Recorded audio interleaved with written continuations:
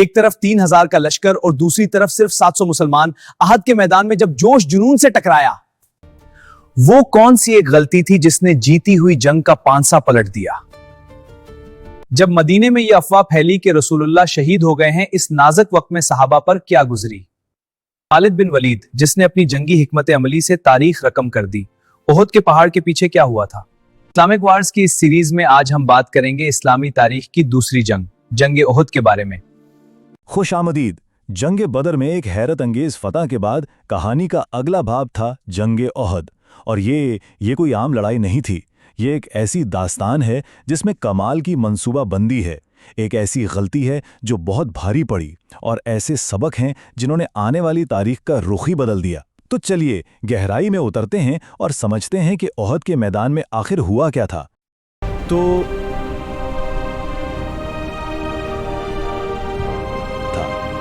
تو اس پورے واقعے کو ہم کیسے سمجھیں گے؟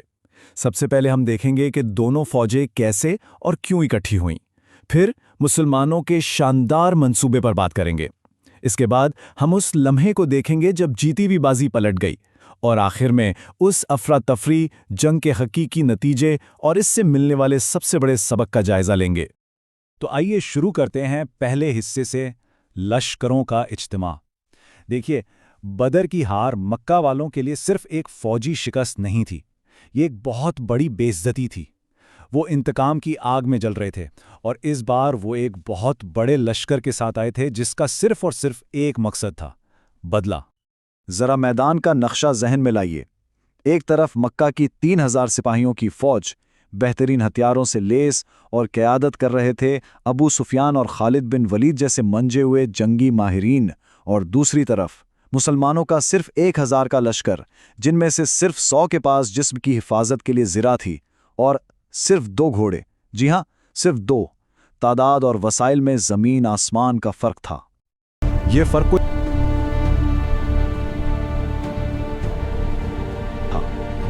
فرق کوئی معمولی نہیں تھا۔ مسلمانوں کو اپنے سے 3 گنا بڑی فوج کا سامنا تھا۔ یہ ایک بہت ہی مشکل بلکہ ناممکن نظر آنے والا چیلنج تھا، لیکن کہانی یہاں رکی نہیں۔ صورتحال اس سے بھی زیادہ سنگین ہونے والی تھی۔ اور پھر ہوا وہ جس کا کسی نے سوچا بھی نہیں تھا۔ جنگ شروع ہونے سے ٹھیک پہلے عبداللہ بن ابی اپنے 300 ساتھیوں کو لے کر فوج سے الگ ہو گیا۔ اس کا کہنا تھا کہ یہ لڑائی سیدھی خودکشی ہے۔ ایک جھٹکے میں مسلمانوں کی تعداد 1000 سے گھٹ کر صرف 700 رہ گئی۔ اب مقابلہ 700 کا 3000 سے تھا۔ تو اب سوال یہ تھا کہ اتنے بڑے عددی نقصان کے ساتھ لڑا کیسے جائیں؟ اس کا جواب تھا ایک بہت ہی شاندار جنگی حکمت عملی میں، ایک ایسا منصوبہ جو صرف ایک بہت اہم حکم پر ٹکا ہوا تھا۔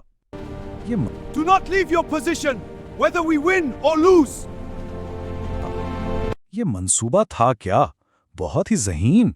مسلمانوں نے احد پہاڑ کو اپنی پشت پر رکھا، یعنی اس کو ایک قدرتی دیوار بنا لیا تاکہ پیچھے سے حملے کا کوئی خطرہ نہ رہے۔ لیکن ایک کمزور نقطہ تھا، پاس ہی ایک پہاڑی درہ جہاں سے دشمن گھوم کر آ سکتا تھا۔ اس ایک راستے کی حفاظت کے لیے 50 بہترین تیر اندازوں کو وہاں تعینات کیا گیا۔ ان کا مشن صرف ایک: خالد بن ولید کے گھڑ سوار دستے کو ہر حال میں روکے رکھنا۔ اور ان تیر اندازوں کو جو حکم ملا وہ تاریخ میں ہمیشہ یاد رکھا جائے گا۔ حکم تھا، چاہے تم ہمیں جیتا ہوا دیکھو، اپنی جگہ مت چھوڑنا، اور اگر تم ہمیں ہارتا ہوا دیکھو، یہاں تک کہ پرندے ہماری لاشوں کو نوچ رہے ہوں، تب بھی اپنی جگہ سے نہیں ہلنا۔ یہ صرف ایک حکم نہیں تھا، یہ اس پوری جنگ کی کامیابی کی ضمانت تھی۔ سب کچھ اسی ایک بات پر منحصر تھا۔ اب آتے ہیں، Do not leave your position, whether we win or lose. This was the Prophet's command from the hill of Rumat. اب آتے ہیں جنگ کے اس حصے کی طرف جہاں لگ رہا تھا کہ بس فتح یقینی ہے۔ جنگ کے شروع میں مسلمانوں کا منصوبہ اتنا کامیاب رہا کہ وہ پورے میدان پر چھا گئے،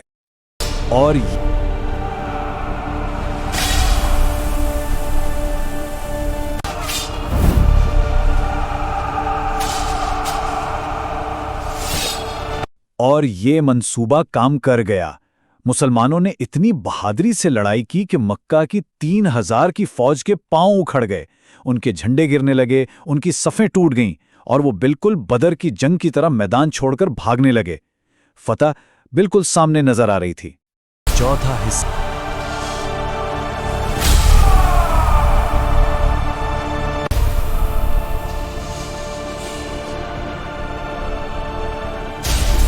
चौथा हिस्सा, बाजी पलट गई। लेकिन फिर फतह से सिर्फ चंद कदम के फासले पर एक फैसले ने सब कुछ बदल कर रख दिया। जंग जीत ली गई थी, या शायद नहीं, यही वो लम्हा था जहां फतह और शिकस्त के दरमियान की लकीर धुंधला गई। उस फैसला कुन गलती का ताल्लुक इस एक अदद से है, 41। 50 में से 41 तीरंदाजों ने जब दुश्मन को भागते देखा तो उन्हें लगा कि जंग तो जीत ली गई है, और उन्होंने अपने कायद का वाज़ा हुक्म नज़रअंदाज करके माले गनीमत जमा करने के लिए अपनी जगह छोड़ दी।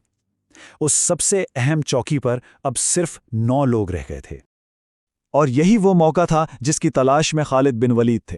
जैसे ही उन्होंने पहाड़ी को खाली देखा, उन्होंने एक लम्हा भी ज़ाया नहीं किया। पलक झपकते में अपने घुड़सवारों के साथ पहाड़ का चक्कर काटा और मुसलमानों पर पीछे से हमला कर दिया। एक जीती हुई जंग अब एक जानलेवा जाल बन चुकी थी। अब मंजर Charge from the rear, straight now!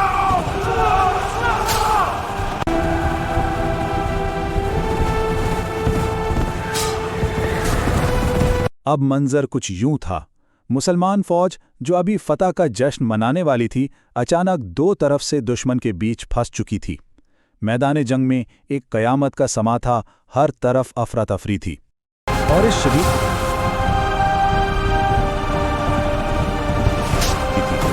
और इस शदीद अफरा तफरी के आलम में एक ऐसी अफवाह फैली जिसने मुसलमानों के हौसले तोड़ कर रख दिए।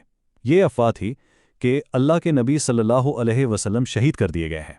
इस एक झूठी खबर ने लड़ाई का पूरा नक्शा ही बदल दिया। लेकिन हकीकत क्या थी? असल में शहीद होने वाले सहाबी मुसब बिन उमैर थे, जिनका चेहरा नबी सल्लल्लाहु अलैहि वसल्लम से बहुत मिलता था। दुश्मन ने गलती से उन्हें नबी सल्लल्लाहु अलैहि वसल्लम समझ लिया। नबी सल्लल्लाहु अलैहि वसल्लम जख्मी जरूर हुए थे, लेकिन उनके चंद वफादार साथियों ने फौरन उनके गिर्द एक हिफाजती घेरा बना लिया था और उन्हें महफूज मकाम पर ले गए थे।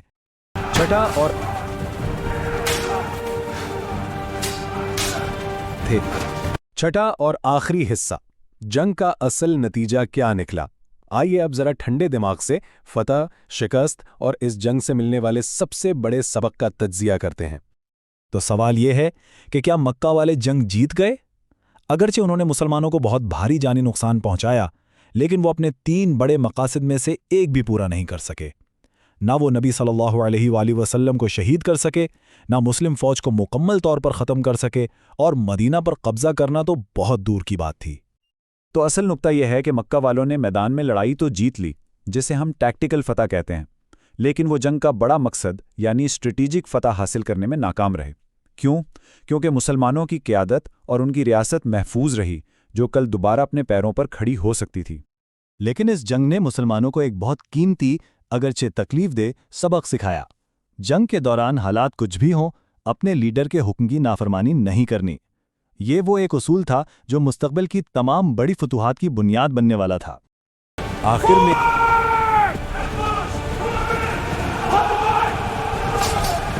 आखिर में एक सवाल सोचने के लिए रह जाता है, क्या उहुद का ये भारी और तकलीफ दे सबक आने वाले दौर में बड़ी बड़ी सल्तनतों के खिलाफ फतूहात के लिए एक ज़रूरी कीमत थी? शायद वो नज़्म-ओ-ज़ब्त जो इस दिन सीखा गया, वही मुस्तकबिल की तमाम कामयाबियों की असल वजह बना। मक्का वालों ने इस बार हमले के लिए 10,000 का लश्कर तैयार किया। जानने के लिए सब्सक्राइब करें।